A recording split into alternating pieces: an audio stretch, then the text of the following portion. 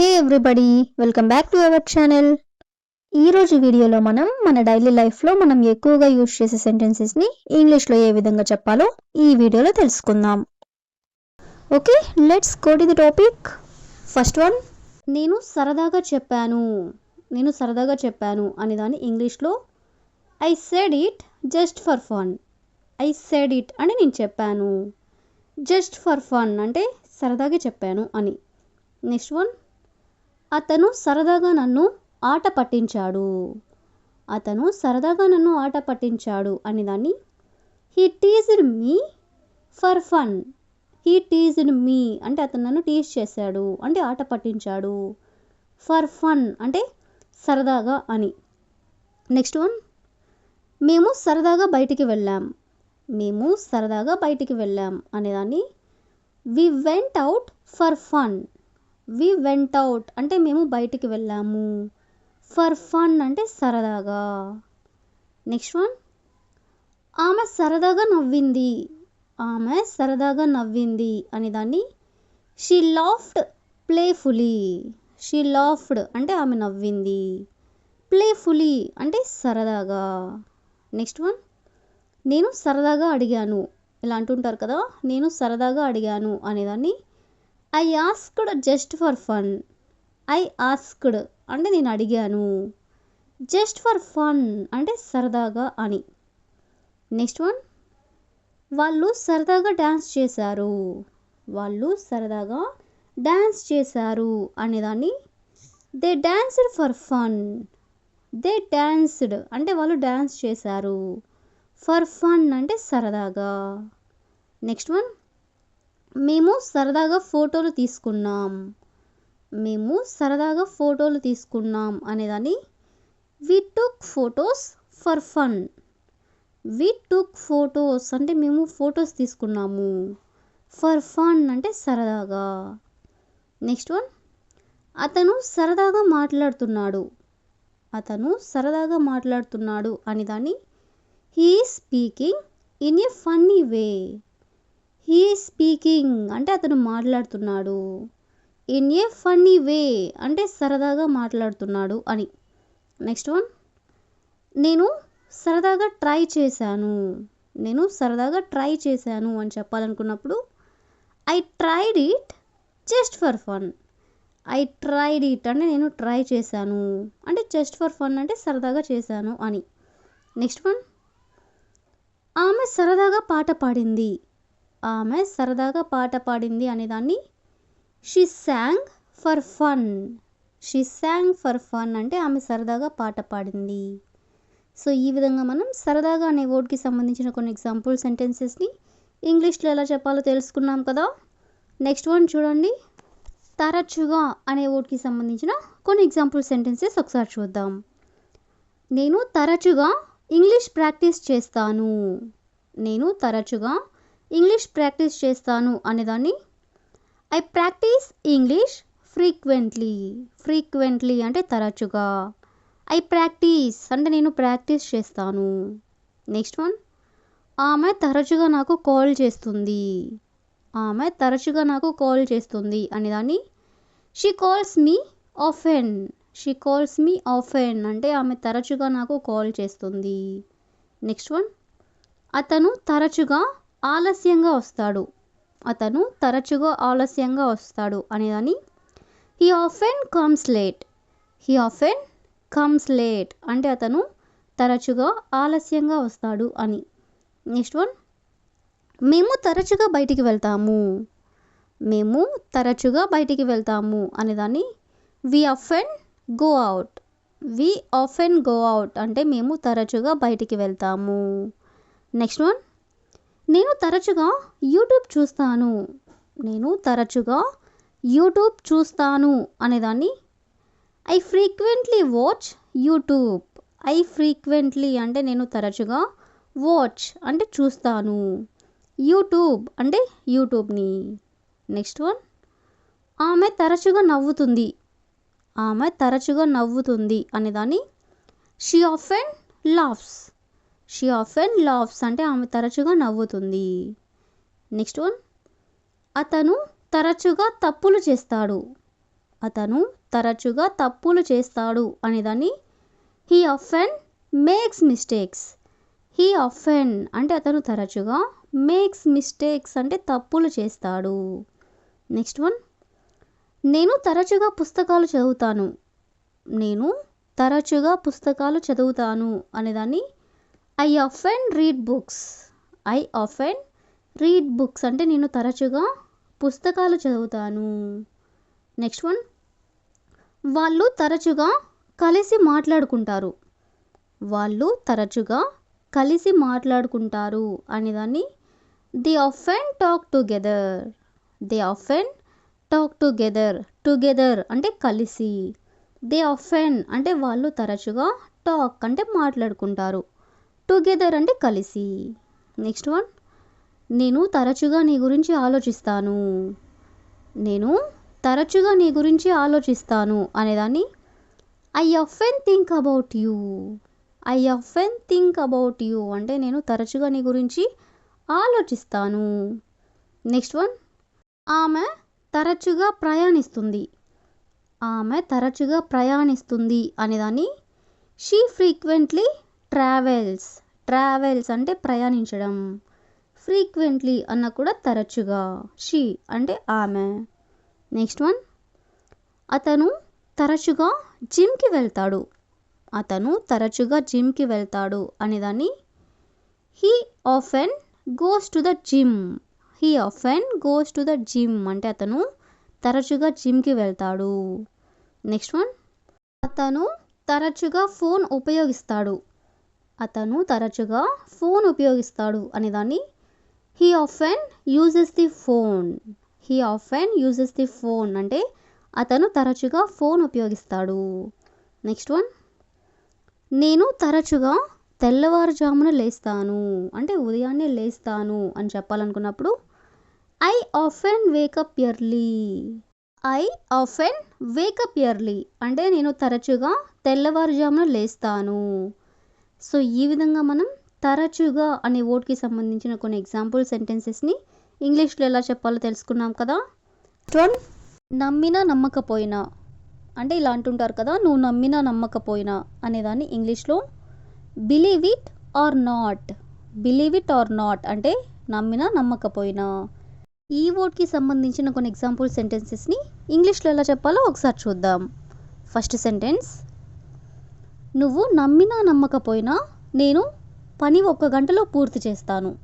అంటే నువ్వు నన్ను నమ్మినా నమ్మకపోయినా నేను 1 గంటలో పని పూర్తి చేస్తాను అని చెప్పాలనుకున్నప్పుడు believe it or not I completed the work in just 1 hour. Believe it or not అంటే నమ్మినా నమ్మకపోయినా ఐ కంప్లీటెడ్ ది వర్క్ అంటే నేను పని పూర్తి చేస్తాను జస్ట్ 1 hour అంటే 1 గంటలో.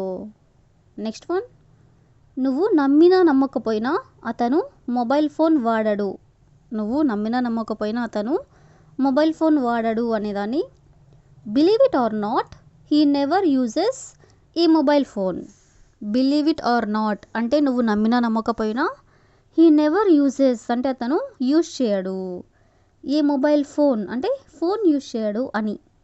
సిదా నెక్స్ట్ వన్, నువ్వు నమ్మినా నమ్మకపోయినా ఆమె ప్రతిరోజు 4 గంటలకి లేస్తుంది. అంటే ఉదయాన్నే 4 గంటలకి ఆమె లేస్తుంది అని చెప్పాలనుకున్నప్పుడు believe it or not she wakes up at 4 AM every day. Believe it or not అంటే నమ్మినా నమ్మకపోయినా షీ వేక్స్ అప్ అంటే ఆమె లేస్తుంది ఎప్పుడు, ఎట్ 4 AM ఎవ్రీ డే అంటే ప్రతిరోజు 4 గంటలకి అని. నెక్స్ట్ వన్, నువ్వు నమ్మినా నమ్మకపోయినా ఈ ఛానల్ త్వరలో సక్సెస్ అవుతుంది. నువ్వు నమ్మినా నమ్మకపోయినా ఈ ఛానల్ త్వరలో సక్సెస్ అవుతుంది అని చెప్పాలనుకున్నప్పుడు believe it or not this channel will become successful soon. Believe it or not అంటే నమ్మినా నమ్మకపోయినా this channel will become successful soon అంటే త్వరలోనే ఛానల్ సక్సెస్ అవుతుంది అని. నెక్స్ట్ వన్, నువ్వు నమ్మినా నమ్మకపోయినా అతను సక్సెస్ ముందు చాలాసార్లు ఫెయిల్ అయ్యాడు. నువ్వు నమ్మినా నమ్మకపోయినా అతను సక్సెస్ ముందు చాలాసార్లు ఫెయిల్ అయ్యాడు అని చెప్పాలనుకున్నప్పుడు believe it or not he failed many times before success. Believe it or not అంటే నమ్మినా నమ్మకపోయినా. హీ ఫెయిల్డ్ అంటే అతను ఫెయిల్ అయ్యాడు. మెనీ టైమ్స్ అంటే చాలాసార్లు. బిఫోర్ సక్సెస్ అంటే సక్సెస్కి ముందు అని. సో ఈ విధంగా నమ్మినా నమ్మకపోయినా అనే వర్డ్కి సంబంధించిన కొన్ని ఎగ్జాంపుల్ సెంటెన్సెస్ని ఇంగ్లీష్లో ఎలా చెప్పాలో తెలుసుకున్నాం కదా. నెక్స్ట్ వన్ చూడండి. అతను జంక్ ఫుడ్ మానేయాలని నిర్ణయించుకున్నాడు. అతను జంక్ ఫుడ్ మానేయాలని నిర్ణయించుకున్నాడు అనేదాన్ని he decided to eschew junk food. He decided అంటే అతను నిర్ణయించుకున్నాడు. టు ఎస్చ్యూ జంక్ ఫుడ్ అంటే జంక్ ఫుడ్ మానేయాలని. Next one. అతను నెగిటివ్ ఆలోచనలను మానుకోవడానికి ప్రయత్నిస్తాడు. అతను నెగిటివ్ ఆలోచనలను మానుకోవడానికి ప్రయత్నిస్తాడు అని చెప్పాలనుకున్నప్పుడు he tries to eschew negative thoughts. He tries అంటే అతను ప్రయత్నిస్తాడు. టు ఎస్క్యూ అంటే మానుకోవడానికి. నెగిటివ్ థాట్స్ అంటే నెగిటివ్ ఆలోచనలను. Next one. మేము తరగతి సమయంలో మాట్లాడడం మానేస్తాము అంటే క్లాసెస్ జరుగుతున్నప్పుడు మాట్లాడడం మానేస్తాము అని చెప్పాలనుకున్నప్పుడు వి ఎస్చ్యూ టాకింగ్ డ్యూరింగ్ క్లాస్. వి ఎస్చ్యూ అంటే మేము మానేస్తాము. టాకింగ్ అంటే మాట్లాడడం. డ్యూరింగ్ క్లాస్ అంటే క్లాస్ జరుగుతున్నప్పుడు. Next one. వాళ్ళు ఆరోగ్యంగా ఉండడానికి చెడు అలవాట్లు మానేస్తారు. వాళ్ళు ఆరోగ్యంగా ఉండడానికి చెడు అలవాట్లు మానేస్తారు అని చెప్పాలనుకున్నప్పుడు they eschew bad habits to stay healthy. They eschew bad habits అంటే వాళ్ళు చెడు అలవాట్లను మానేస్తారు. టు స్టే హెల్తీ అంటే ఆరోగ్యంగా ఉండడానికి. Next one. ఆమె ఇంట్లో బూట్లు మానేస్తుంది అంటే ఇంట్లో బూట్లు వేసుకోవడం మానేస్తుంది అని చెప్పాలనుకున్నప్పుడు షీ ఎస్చ్యూస్ షూస్ ఎట్ హోమ్. షీ ఎస్చ్యూస్ అంటే ఆమె మానేస్తుంది. షూస్ ఎట్ హోమ్ అంటే ఇంట్లో బూట్లు వేసుకోవడం. Next one. నేను డిన్నర్కి ఫాస్ట్ ఫుడ్ తినడం మానేశాను. నేను డిన్నర్కి ఫాస్ట్ ఫుడ్ తినడం మానేశాను అంటే నైట్ టైంలో ఫాస్ట్ ఫుడ్ తినడం మానేశాను అని చెప్పాలనుకున్నప్పుడు I eschewed fast food at dinner. I eschewed అంటే నేను మానేశాను. ఫాస్ట్ ఫుడ్ ఎట్ డిన్నర్ అంటే డిన్నర్లో ఫాస్ట్ ఫుడ్ తినడం. సో ఈ విధంగా మనం మానేశాను అనే వర్డ్కి సంబంధించిన కొన్ని ఎగ్జాంపుల్ సెంటెన్సెస్ని ఇంగ్లీష్లో ఎలా చెప్పాలో తెలుసుకున్నాం కదా. నెక్స్ట్ వన్ చూడండి. ఎవరో నా పేరు పిలుస్తున్నట్లు విన్నాను అంటే ఎవరో నన్ను పిలుస్తున్నట్లు విన్నాను అని చెప్పాలనుకున్నప్పుడు I heard someone call out my name. I heard అంటే నేను విన్నాను. సమ్ వన్ అంటే ఎవరో. కాల్ అవుట్ మై నేమ్ అంటే నా పేరు పిలవడం. The next one. టీచర్ మీ పేరును పిలుస్తారు. టీచర్ మీ పేరును పిలుస్తారు అని చెప్పాలనుకున్నప్పుడు the teacher will call out your name. The teacher అంటే టీచర్. విల్ కాల్ అవుట్ అంటే పిలుస్తారు. యువర్ నేమ్ అంటే మీ పేరును. Next one. అతనికి సహాయం అవసరమైతే అతను పిలుస్తాడు. అతనికి సహాయం అవసరమైతే అతను పిలుస్తాడు అని చెప్పాలనుకున్నప్పుడు he will call out if he needs help. He will call out అంటే అతను పిలుస్తాడు. ఇఫ్ హీ నీడ్స్ హెల్ప్ అంటే అతనికి సహాయం అవసరమైతే. Next one. కోచ్ ఆటగాళ్లను ఒక్కొక్కరిగా పిలుస్తాడు.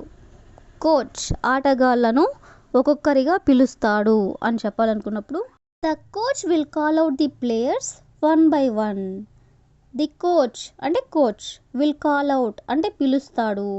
ది ప్లేయర్స్ అంటే ఆటగాళ్లను. వన్ బై వన్ అంటే ఒక్కొక్కరిగా. Next one. అతను పార్కులో ఉన్న తన కుక్క కోసం పిలిచాడు.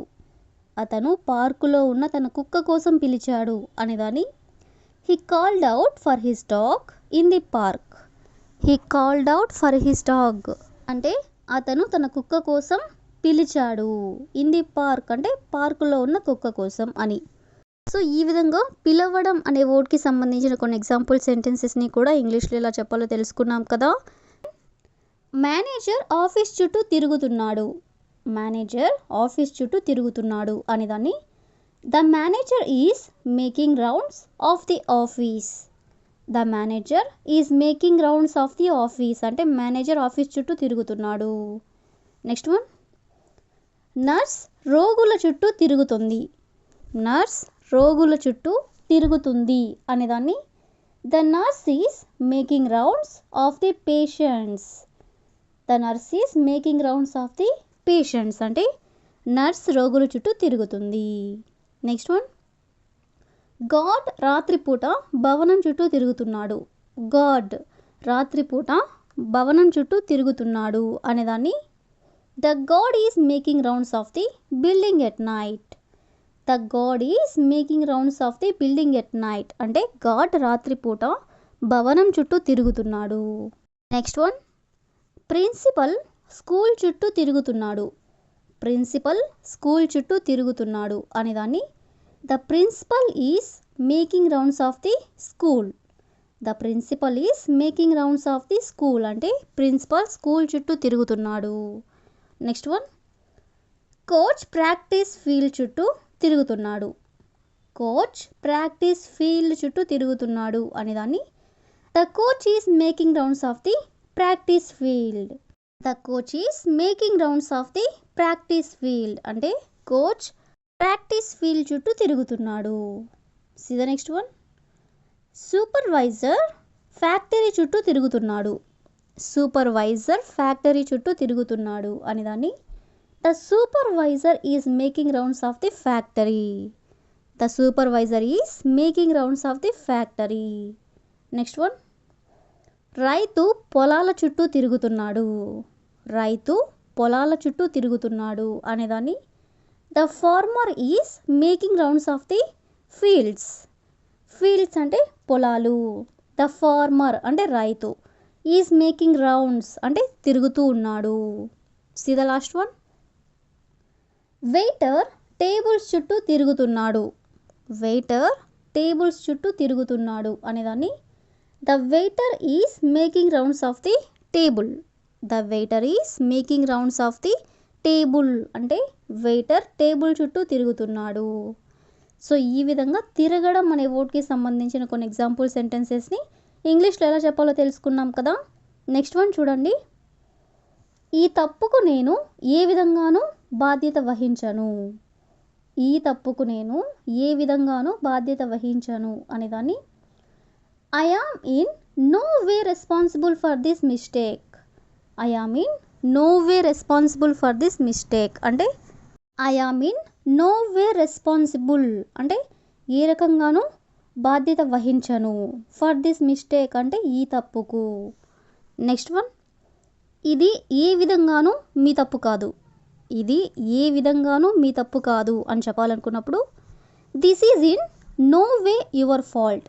This is in no way your fault అంటే ఏ విధంగానూ మీ తప్పు కాదు. నెక్స్ట్ వన్, ఆమె పరీక్షకు ఏ విధంగానూ సిద్ధంగా లేదు. ఆమె పరీక్షకు ఏ విధంగానూ సిద్ధంగా లేదు అని చెప్పాలనుకున్నప్పుడు she was in no way ready for the test. She was in no way ready for the test అంటే ఆమె పరీక్షకు ఏ విధంగానూ సిద్ధముగా లేదు. నెక్స్ట్ వన్, సినిమా ఏ విధంగానూ బోరింగ్గా లేదు. ఇలా అంటుంటారు కదా, బోరింగ్గా లేదు బాగుంది అని. సో దీన్ని ఇంగ్లీష్లో the movie was in no way boring. The movie was in no way boring అంటే ఏ విధంగానూ బోరింగ్గా లేదు. నెక్స్ట్ వన్, అతను నాకు ఏ విధంగానూ సంబంధం లేదు.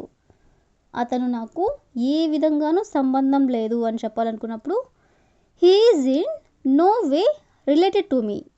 He is in no way related to me అంటే అతను నాకు ఏ విధంగానూ సంబంధం లేదు. నెక్స్ట్ వన్, ఆ కామెంట్ ఏ విధంగానూ ఉపయోగకరంగా లేదు. ఆ కామెంట్ ఏ విధంగానూ ఉపయోగకరంగా లేదు అనేదాన్ని that comment was in no way helpful. That comment అంటే ఆ comment was in no way helpful అంటే ఏ విధంగానూ ఉపయోగకరంగా లేదు. సి ద నెక్స్ట్ వన్, కొత్త రూల్స్ మిమ్మల్ని ఏ విధంగానూ ప్రభావితం చేయదు. కొత్త రూల్స్ మిమ్మల్ని ఏ విధంగానూ ప్రభావితం చేయదు అని చెప్పాలనుకున్నప్పుడు the new rule will in no way effect you.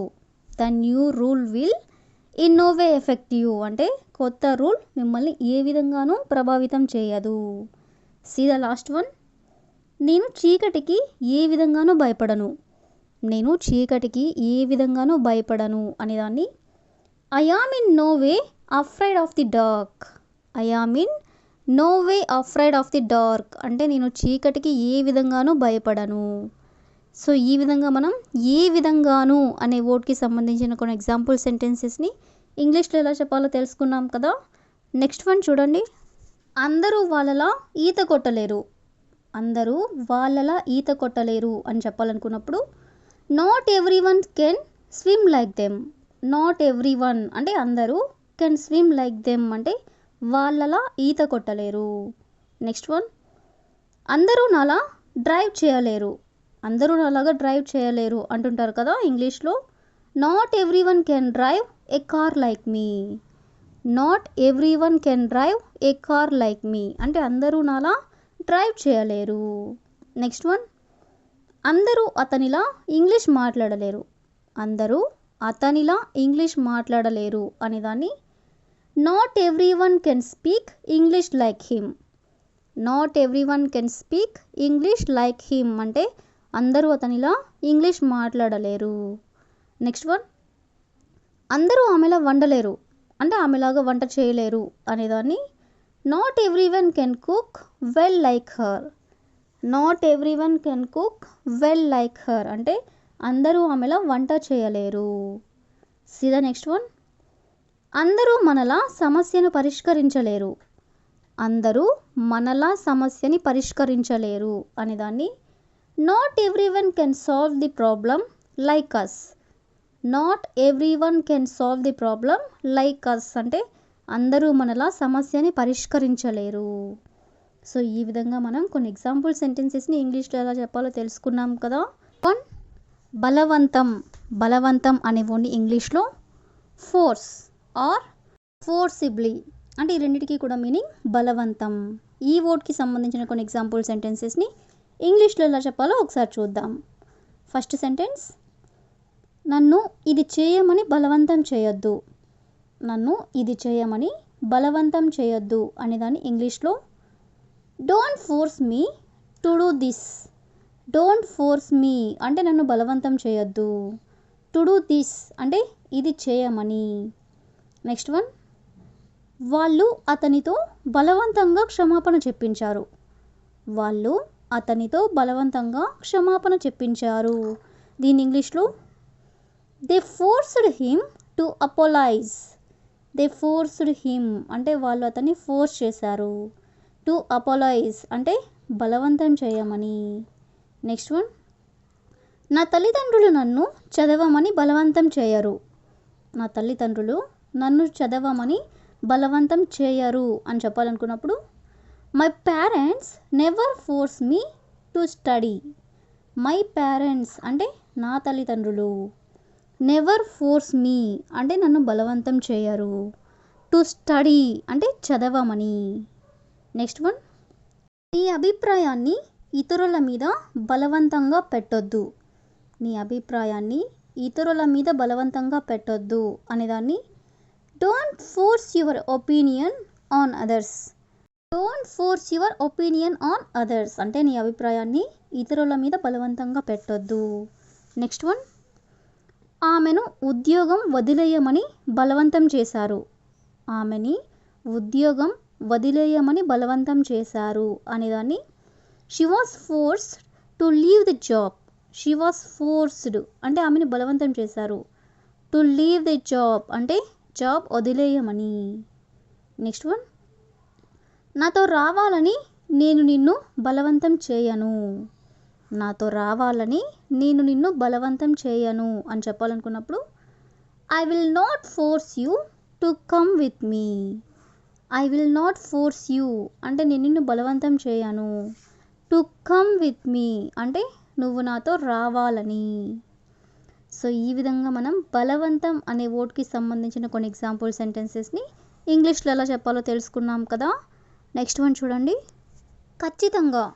ఖచ్చితంగా అనే వర్డ్ని ఇంగ్లీష్లో definitely or certainly or surely అంటే మూడిటికి కూడా ఖచ్చితంగా అనే మీనింగ్ వస్తుందన్నమాట. సో ఈ వర్డ్కి సంబంధించిన కొన్ని ఎగ్జాంపుల్ సెంటెన్సెస్ని ఇంగ్లీష్లో ఎలా చెప్పాలో ఒకసారి చూద్దాం. ఫస్ట్ సెంటెన్స్, నేను రేపు ఖచ్చితంగా వస్తాను. నేను రేపు ఖచ్చితంగా వస్తాను అనేదాన్ని I will definitely come tomorrow. I will definitely come tomorrow అంటే నేను రేపు ఖచ్చితంగా వస్తాను. నెక్స్ట్ వన్, ఈ పాఠం నీకు ఖచ్చితంగా అర్థమవుతుంది. ఈ పాఠం నీకు ఖచ్చితంగా అర్థమవుతుంది అనేదాన్ని you will definitely understand this lesson.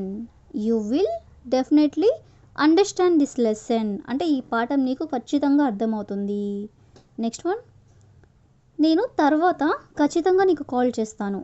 నేను తర్వాత ఖచ్చితంగా నీకు కాల్ చేస్తాను అనేదాన్ని I will definitely call you later. I will definitely call you later అంటే నేను తర్వాత నీకు ఖచ్చితంగా కాల్ చేస్తాను. నెక్స్ట్ వన్, ఇది నీకు ఖచ్చితంగా ఉపయోగపడుతుంది అంటే యూజ్ అవుతుంది అని చెప్పాలనుకున్నప్పుడు this will definitely help you. This will definitely help you అంటే నీకు ఖచ్చితంగా ఉపయోగపడుతుంది. నెక్స్ట్ వన్, నేను ఖచ్చితంగా నా బెస్ట్ ట్రై చేస్తాను.